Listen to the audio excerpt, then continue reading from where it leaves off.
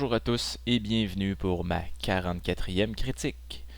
N'avez-vous pas déjà été intrigué par les milliers de livres publiés chaque année concernant les phénomènes inexpliqués?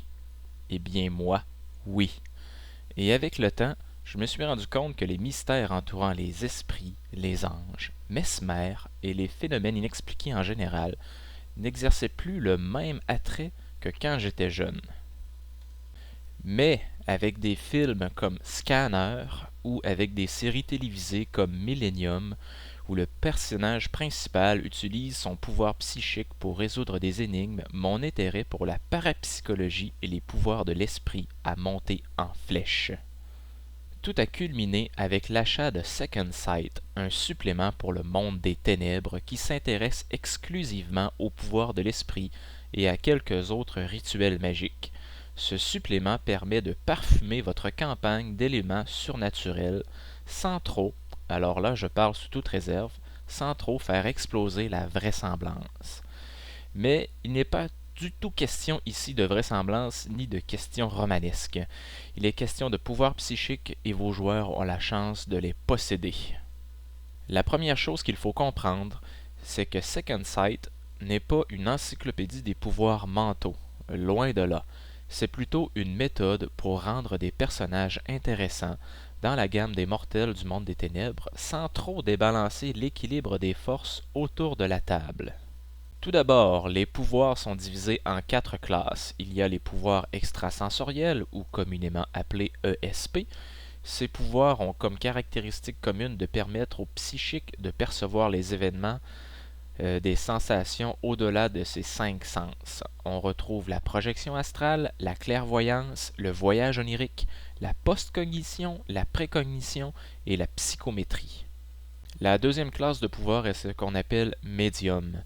Les pouvoirs regroupés dans cette classe permettent aux psychiques d'avoir des informations sur différents sujets en utilisant leur corps comme courroie de transmission.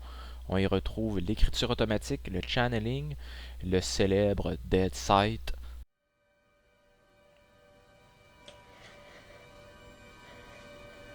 Je vois des gens qui sont morts. En rêve, tu veux dire? Quand tu es éveillé.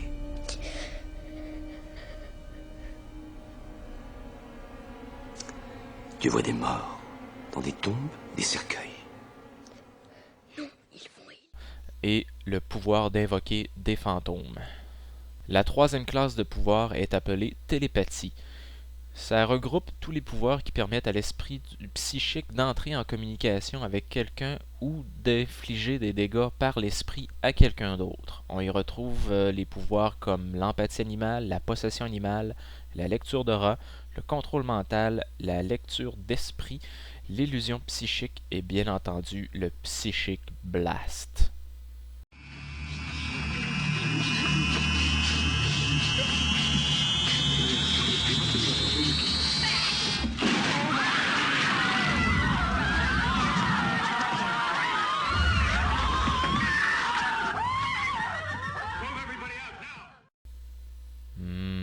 Exquis. La quatrième et dernière classe de pouvoir se nomme la psychokinésie. On y retrouve tous les pouvoirs qui manipulent la matière, les énergies et les corps. On y retrouve la biokinésie, la cryokinésie, l'empathie pour les plantes, la capacité de soigner par l'esprit, le vampirisme psychique, la pyrokinésie, l'immunité au feu, comment façonner le feu, la télékinésie et la thermokinésie. Bien entendu, tous ces pouvoirs sont décrits de fond en comble, et ce que j'ai remarqué est que ce n'est pas n'importe qui peut, dès la création de son personnage, faire éclater des têtes comme Jack Nicholson dans l'extrait qu'on vient de voir. Les pouvoirs sont considérés comme des mérites et doivent être achetés. Pour ceux qui connaissent le système de White Wolf, les mérites psychiques ont tous 4 ou 5 points. Alors, à la création d'un personnage, vous achetez un seul de ses pouvoirs et c'est tout, tellement qu'il coûte cher. À moins que le maître est gentil, il vous donne 50 points de plus que les autres. Donc, ça coûte cher d'être un psychique. À moins de créer un personnage qui a beaucoup d'expérience, vous n'irez pas loin, et le pistolet sera toujours votre meilleur allié. et c'est aussi sur ce que misent les auteurs de Second Sight. Ils nous disent clairement que le maître peut faire tout ce qu'il veut avec ses pouvoirs, mais que selon eux, le personnage qui a un pouvoir psychique doit être tragique. Tragique ici veut dire perturbé, avec une santé mentale plutôt précaire, ou encore quelqu'un qui a lutté toute sa vie pour être normal. Mais qui peut être normal avec de tels dons? Un peu comme un banisheur de Mage the Awakening, les pouvoirs de psychique permettent d'ajouter une plus grande profondeur à un personnage. De mon point de vue, je trouve ça très intéressant pour le roleplay. Mais si vous n'êtes pas intéressé par le côté tragique des personnages, vous pouvez envoyer promener les auteurs et leurs concepts ringards pour vous concentrer exclusivement sur les capacités de combat et faire exploser des têtes. La deuxième partie de l'ouvrage est un peu plus laborieuse, car elle touche à un sujet déjà parlé dans d'autres livres de White Wolf, comme dans Magical Tradition pour la gamme de Mage the Awakening. Cette partie du supplément nous montre différents types de personnages que vos joueurs peuvent incarner et qui ont tous un rapport avec la magie. On appelle ça la Low Magic, ou la magie basse, si vous voulez une mauvaise traduction. Chaque classe de personnage, car c'est vraiment des classes qui sont présentées ici, ont chacun des pouvoirs qui ne proviennent pas de la longue liste que j'ai énumérée voilà quelques minutes. Alors pourquoi se retrouve-t-il dans ce livre? La réponse à cette question est que la magie basse est considérée comme une magie pas assez puissante pour mettre en péril l'hégémonie des mages, des loups-garous ou encore des vampires, mais elle est assez puissante pour influencer le monde des mortels sans causer de déséquilibre. Contrairement à Mage the Awakening, où la magie provient du monde supernal, la magie des thaumaturges vient de la tradition. Cette tradition peut relever de la religion ou des croyances païennes. La magie thaumaturgique est une magie de rituel. Le premier type de mage qui est présenté est l'apôtre du dieu sombre, vraiment coutoulien comme classe de personnage. On y retrouve les satanistes, les fervents de n'importe quelle aberration des abysses, les chefs de culte apocalyptiques et ainsi de suite. Le second type est le magicien de cérémonie. C'est le genre de magicien que l'on retrouve dans les sociétés éduquées qui pratiquent différentes interventions surnaturelles pour impressionner les bonnes gens dans les salons de thé. On peut imaginer facilement le magicien des séances de spiritisme de l'époque victorienne comme archétype. Le troisième est la Edge Witch. Désolé pour l'expression anglaise, ça se traduit pas. Il s'agit d'un groupe de magiciens très généralistes qui, ultimement, veulent influencer les autres personnes autour d'elles en jouant avec leurs émotions, soit en les maudissant, soit en les guérissant. La quatrième classe est le chaman. Le chaman sert de lien entre le monde des esprits et le monde matériel. Il est entraîné à projeter son esprit dans le Shadow Realm et à interagir avec les habitants de ce plan d'existence. La cinquième classe est l'alchimiste taoïste. Le but premier de ce genre de magicien est de faciliter l'état de conscience décrit par le Tao. Le Tao étant l'essence immortelle de l'univers de lequel nous avons été séparés à la naissance.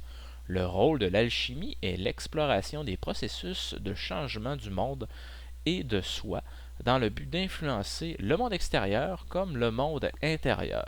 Est-ce assez compliqué à votre goût? La sixième classe est le magicien vaudou. Pas le vaudou popularisé par Hollywood, mais le vrai, qui consiste en la relation entre l'humanité et le Loa. Et le Loa, qu'est-ce que c'est? C'est le mystère avec un M majuscule. Bon, heureusement que c'est la dernière description de ce genre car, encore une fois, les auteurs de White Wolf ont décidé d'être des gens sérieux et d'écrire des choses sérieuses sur le jeu de rôle. C'est une bonne idée d'avoir ce genre de personnage capable de faire de la magie thaumaturgique ou de la magie de rituel, mais le problème, c'est que tout le monde se prend au sérieux et c'est bien difficile à faire jouer ou à jouer pour un personnage, car il y a tout un appareil philosophique derrière. Et ce n'est pas tous les joueurs qui sont capables de gérer un appareil philosophique aussi important que le voodoo, le Tao, ou encore d'être un apôtre du dieu sombre. Ensuite de ça, le 4e chapitre est un vadémécum de l'horreur. Les auteurs y parlent du vilain sous toutes les coutures ou presque. C'est un chapitre qui sert à mettre en place la chose qui ne devrait pas être, c'est-à-dire the thing that should not be. C'est un exemple de monstre très coutulien. En continuant ma lecture de ce chapitre, je me suis rendu compte que tout le chapitre était les fantasmes coutuliens des auteurs. On y retrouve des mérites pour des créatures monstrueuses, comment les décrire, comment mettre de l'intensité dans l'horreur, et en plus, on a quelques pages sur les cultes qui peuvent venir se greffer à ce genre de monstres. C'est un chapitre très intéressant, mais qui reprend tous les chemins habituels de l'horreur et tous les trucs aussi qu'on peut retrouver dans les autres livres. C'est un chapitre, comme j'ai dit, intéressant, mais qui vient avec l'étiquette remplissage. Malheureusement, c'est un chapitre qu'on aurait dû retrouver dans le livre de base du Monde des Ténèbres. Second Sight est un livre très intéressant si ce n'était de la tentative trop sérieuse de présenter des formes de magie. Les pouvoirs présentés comme ESP, télékinésie et les autres fournissent assez de matériel pour élever le supplément au rang des indispensables d'une bibliothèque de jeux de rôle. Le problème est que les auteurs se sont pris au sérieux et ont cherché la vraisemblance avec les 6 classes de magiciens qu'ils nous ont présentées. À part ce chapitre, le reste du matériel contenu dans ce volume est de qualité et mérite une attention particulière lorsque vous allez créer vos prochains personnages. En effet, la gamme des pouvoirs est assez étendue pour ne pas faire 2 fois le même genre de personnage. Si les rituels magiques vous intéressent et que les pouvoirs psy non, je vous conseille 2 autres livres qui sont beaucoup plus complets. Le premier est Magical Tradition pour la gamme de Mage the Awakening dont j'ai parlé précédemment, et le deuxième est Witchfinder dont j'ai parlé dans ma critique numéro 18. Je pense qu'avec ces 2 livres, vous allez remplacer facilement le minable chapitre sur la magie thaumaturgique. Eh bien, c'était ma 44e critique. J'espère que vous avez apprécié. Merci de m'avoir écouté et à la prochaine.